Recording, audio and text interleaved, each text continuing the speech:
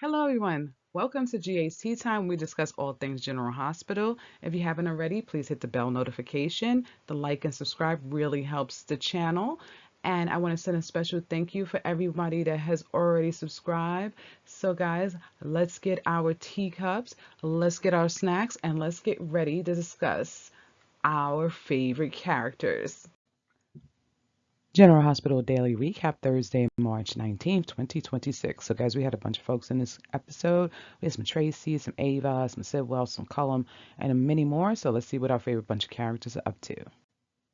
Nathan and Lulu were enjoying their night together, and then it's morning time. So, Lulu was kind of like, we got time for one more go round. They went back upstairs, had some more fun. When they came back down, they were joking around and stuff like that. And she was talking about how good Nathan looks. I have to admit, Nathan does have a great body. But anyway, so they're going on and on. And I'm just like, I don't know. Y'all let me know what you think. I just don't see the fun, the spark. I don't see any of this. I just feel like they just going through the motions. But anyway, they seem to be enjoying themselves. And then they got a knock on the door, and it was Cullum. And I'm like, what is he doing here? Like, so he comes in, asks Lulu, can he speak to Charlotte? No, no, you can't speak to Charlotte. You shouldn't even be on my doorstep, right? So Lulu was like, no, you can't speak to her. So he was just like, well, I have a few more questions. And she was like, well, go ask Jack Brennan. He already spoke to Charlotte. Whatever he knows is what he could tell you. So Lulu shut it down real quick, but he was just like, well, later, if I have more questions, I'll be back. No, don't come back, right? So he should just take his creepy self somewhere and go on. But it is kind of weird that he just stopped by. But I noticed when he knocked on the door, Nathan's face looked a little like, not shook, but like shocked. And he played it off and said to Lulu, who is that? But I'm almost wondering if this dude is checking in on Nathan. Well, we're gonna find out what's going on because I'm sure they're getting ready to start this storyline up. Jack had came over to see Carly, and he saw that something was wrong. So he was asking her what's wrong. She was like, well, she got into a big argument with Josh. She didn't go into details. She just was like, she really wants to take down Sonny. I thought that whole thing was over, but she's really like, I need to get him and stuff like that. Sonny's a bad person and everything like that. So Carly was just saying she feels bad because she brought Sonny into their lives, and now this is what's going to happen. But she just said to Jack, like, I understand she wants to bring Sunny down, but how is she going to do that? So she's looking at Jack. Who, just she keeps leaving little breadcrumbs for him to see if he'll finally tell the truth. But he's like, oh, I don't know. So anyway, they sit at the table, and some other conversation comes up, and he says to Carly, like, I'm so sorry, I can't share every detail of my job with you. Things got to be secret. And Carly kind of was saying to him, sometimes you got to take risks and you don't have to always hold secrets. So again, she's looking at him waiting and he didn't do anything. He's going to talk about he love her. He don't love her because he wouldn't have recruited her daughter into that nonsense. But anyway, that's really what happened. Carly started crying a little bit because she knew that whole thing. I guess this was her last ditch effort to give Jack a like tell me the truth or some kind of thing like that. But he didn't do it. He's sticking to his secrets. Um, it's crazy because I think if it was anything but her daughter, they may have been able to salvage this relationship a little bit. But him recruiting Josh is just done. I mean, when Carly finally does come out and tell the truth, I'm telling you, the wrath is coming down on Jack Brennan. So we'll see what happens with this. But yeah, I think this was the official nail in the coffin for this relationship. Jason's went to one of his little hideouts, found his sniper gun. I guess he's like getting prepared to take Cullum out. While he was there preparing his weapon and everything like that, he's having flashbacks. And one of them was, of Carly and thinking about, if anything happened to her, he said, Jack, if anything happens to her because Jack Brennan, he's going to take out Jack Brennan. He was thinking about Tracy and the conversation he had with about coming home and things like that and how he was estranged from Monica for so long. So we all know the actor is going on a little bit of hiatus, so this is a little trip down memory lane. But I'm shocked he didn't have a Danny flashback because I just think it's wrong that he leaving his son like this. Taking out Cullum, I ain't got a problem with, but the Danny thing, it's just not right. But anyway, Jason's getting everything staged up so he can, do this and then make his exit. Cullum was standing there. So Jason almost had a clean shot. It was like the window was in the way or something like that. And he was getting ready to take Cullum out, but then Brennan walked up. So I don't know what this means. Maybe he could take out both of them. I don't know. So this is where they left at. We're gonna see on I guess Monday or Tuesday's episode if Jason actually follows through, or maybe something else is getting ready to happen. I'm not sure, but we shall see. Pascal was talking to Sidwell, and he's just like, look, Lucas Jones is a problem. He's getting to your son Marco. You need to do something about Lucas. So Sidwell's tired of hearing this. He's like, leave. He said, you know what, your crush on my son is causing problems. You know, him thinking about Lucas for everything. So he called it out. He was like, Pascal looked a little taken aback, but yeah, Sidwell realized that Pascal has a little crush on Marco.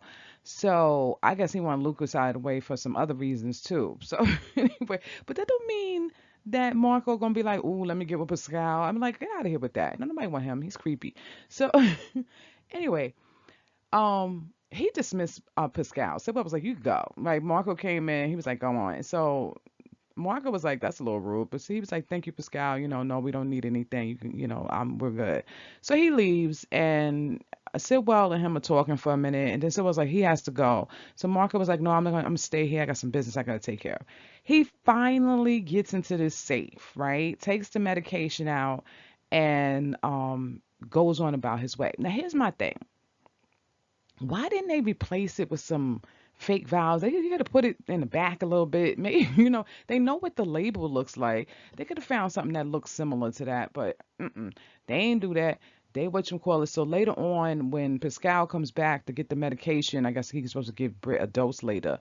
He knew right away that some of that medicine was gone, and he called Cullum and told Cullum, listen, I told y'all like Lucas was a problem. And you know, he said, I told you that, you know, there was an issue. So Cullen was like, yeah, okay, we understand. We're going to take care of this. So I don't know. I feel like they're going to go after Marco and Lucas. Lucas and Marco got together. So Marco was like, look, I finally got the medication. And he gave it to Lucas. He was like, hurry up and give this to Britt. Um, Lucas was looking real concerned. He was like, no, don't be concerned. He was like, my father wound up protecting me. Look, I'm telling you, I think Marco is going to be sadly mistaken. I do not think that father is going to protect him.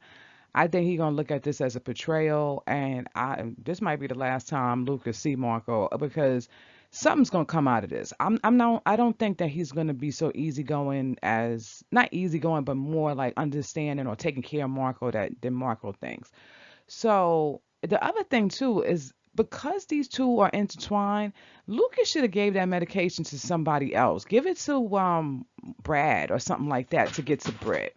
But we should see. I don't know. I feel like they're gonna be just targets on their back. Hopefully he get the medication over to Britt, and at least that part of it'll be done. Ava called Lucas and was just kind of like, she wanted to tell him, don't trust Carly. Carly's really just playing games so that she can break up him and Lucas in the long run. So Lucas can't tell her that him and Carly are up to something else. So he was just like, no, I believe that she's, you know, for our relationship and stuff like that. He was just trying to put Ava's mind at ease, but you know, Ava don't like Carly. So she just kept going in there and she was like, just don't trust her and this, that, and the third. So I don't know. Yeah. We know Ava don't like Carly, so we know where this is at. Ava called Sidwell over and kind of was telling him, listen, this is all about, I didn't call you about art. I called you to tell you don't trust Carly and that whole thing is no good. I don't think she should be in my nephew's life. So before they can really kind of get into the conversation, Carly comes over and she was kind of like, you know what, that dinner party that you wanted to do, I'm for it. Let's get it on the books right away. I'm for it too. I want to see this dinner party. I feel like it's going to be a hot mess. So I hope they really do have this dinner party. Please let this happen because I feel like a lot of stuff is going to come out at this party. But anyway, so that's where they left at. You know, Ava didn't get her full hate Carly speech in, and we might see this dinner party coming soon. Did I tell anybody that Josh is getting on my nerve? I mean, they really got to get her out of this WSB storyline because this she just becoming annoying. First the thing was Sunny, now she's climbing the fire escape outside of Britt's house. She comes in, she's telling Britt, listen, I need you not to tell Cullum who I am if you see him. why would Britt do that? Like, anyway, so she was just like, for my mother's sake, if something happens, if Cullen finds out who I am and something happens to me, my mother's going to be devastated. So Britt is just like, okay, whatever, right? So Britt was like, I'm not telling Cullen who you are, right? I don't like this man. They are holding this thing over my head as far as just medication and all this other stuff. They got her doing all these things she does not want to do. So, and what Britt said too, she was like, Josh made a choice to be in that organization. And Britt was like, I didn't make no choice. They forcing me to do this. So she's definitely not going to be giving up no information on Josh.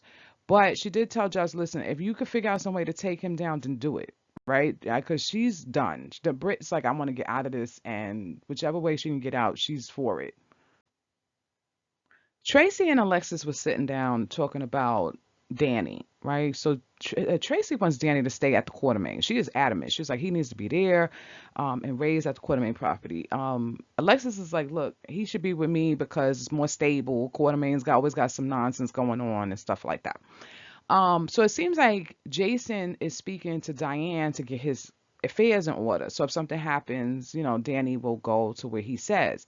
Danny, it seems like he wanted Danny to go to Alexis's. So it seems like that's going to happen.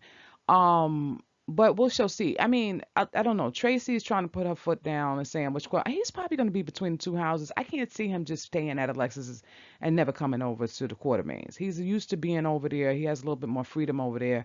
And he probably should be at Alexis's because it does a little bit more like give him some kind of structure. But one thing that was weird is that Olivia was texting Tracy over and over again, talking about, we got a family emergency. You got to get home. I'm telling you, it's probably about Jacinda because the way she was acting when Jacinda and Michael was together was really kind of weird. I'm not even talking about them having the door unlocked.